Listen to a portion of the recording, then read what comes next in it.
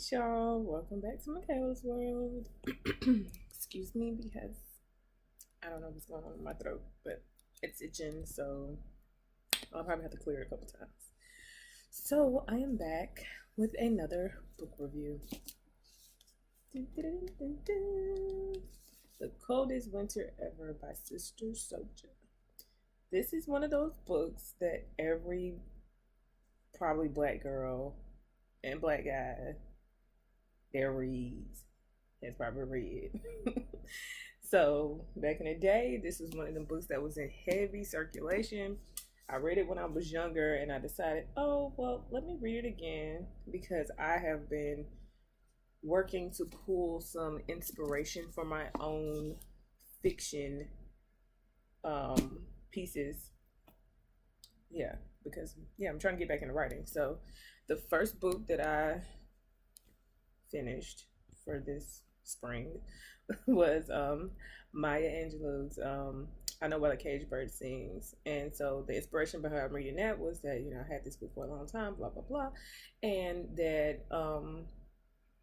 if you want to be inspired as a writer, you probably should read great writing, right? And then I remember how popular this book it was, and still is, honestly. And the advocate that Sister Souljah is. So it's like, maybe now that I'm grown and just more mature, me reading this book, I would get something more out of it. And I did. So if you've never read this book before, it's basically a story about a girl who was living like the ghetto fabulous lifestyle via her father, who was into some, illegal activities or whatever, and then her struggles when his empire falls. And she's just trying to figure it out based off of things that she knows, the things that she's learned in her life. She's like a teenager, like 17 years old, when everything kind of crumbles and falls. So we get to go on this ride with her as she tries to survive as a, teen, basically, thinking she knows it all. So what did I get from it this time? Well, it's a little sad. I'll say that for me, because it's probably more true than not for a lot of people who come up in certain type of communities or certain type of lifestyles or whatever the case may be, like that, your world can be this small. Like, this girl's life was like literally going down the drain, and she was trying to keep up with the Joneses. She was still trying to wear the latest fashion. The things that were important to her were so far off from the things that are really important in life. And that's based off of, the world that her mother built for her. And you can even see within the dynamic of the relationship with her and her mom how disposable people can become when your lifestyle is mostly based off of material things, even down to her sisters and stuff. So I know that there's another book. I think it's a book based on Midnight, one of the characters in the book. I haven't read that. I might. I might. But I definitely need a break. I definitely need a break from reading, because even though I read it before, it was like, I forgot a lot of things, and it's just sad because I feel like so many people go through this stuff in real life. However, this is the type of writing that I am going back into because it's so real, and hopefully it does make people think a little bit more when it comes to just kind of expanding your horizons. Because if you don't, you could end up like Winter Santiago, whatever. You could end up like Winter in this book if you don't, kind of take heed to people trying to show you a different way. At least, at the very least, perhaps you should listen, or be like, oh, well, this got this person into this type of situation. I don't want to be in this situation. Maybe I should think of some other ways of approaching life. And I understand that that's easier said than done, because most of us are programmed by way of our experience to do and be a certain type of way. However, you can always transcend the situation that you were brought into. Um, but it's gonna take some work, you know. And the things that were important to this girl by the time she was 17, yeah,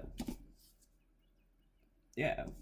One of the worst parts of this book for me would be probably the situation with her mom. I'm not gonna spoil it for people that haven't read it, but probably the situation with her mom and her and this rapper in the book. You know, she's trying to throw herself at this man, and she gets played. She gets played. So I do believe that this is a solid work of art. It is telltale of so many people's lives that look like me. um, Even if it isn't down to the T, it is pretty relevant. As in my circle of three, you know, they're talking about child protective services in here. More people than not have been affected by that type of situation. You're talking about parents being incarcerated in here. You're talking about parents being on drugs in here. We're talking about friendships that go south. People trust, you know, not having good foundations, period. And I feel like this is the type of book that should make you think and reevaluate your own life.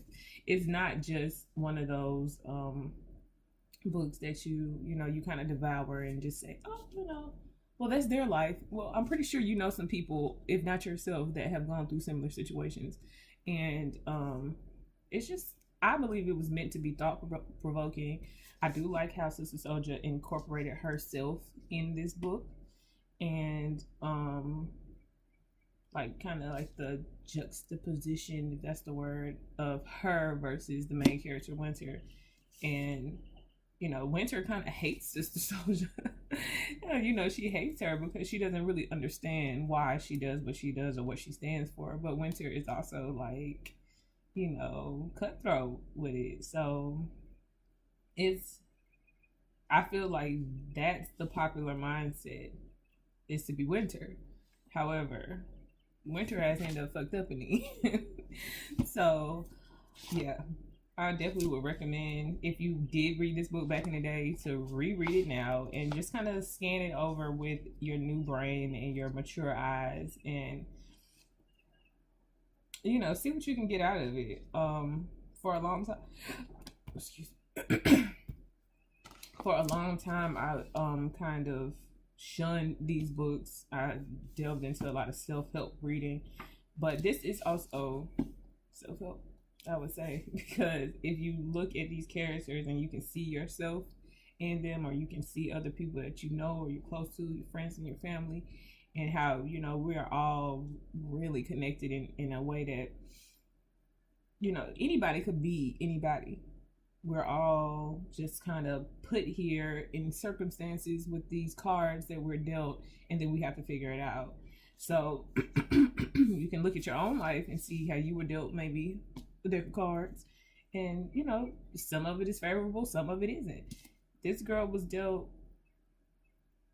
an interesting hand, and this is what she came up with based off of that. Being young, being, you know, influenced, and being spoiled, to be honest. Being spoiled to the point where she, you know, she didn't really understand anything, but she thought she knew it all. So if you have read this book, comment. If you would reread this book, comment. If you've never read this book, comment. And let's just have a conversation about it. I think that it's still relevant today.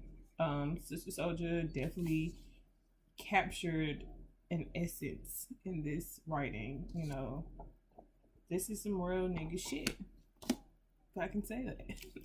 So yeah, definitely recommend. And yeah, I'm on to the next book. What? I don't know yet, because it's got to be a vibe. You know, I'm also trying to create my own stuff, so you know, look forward to that, guys. I'll probably have a link next video for some of my personal writing if you're interested in that. So until next time, peace.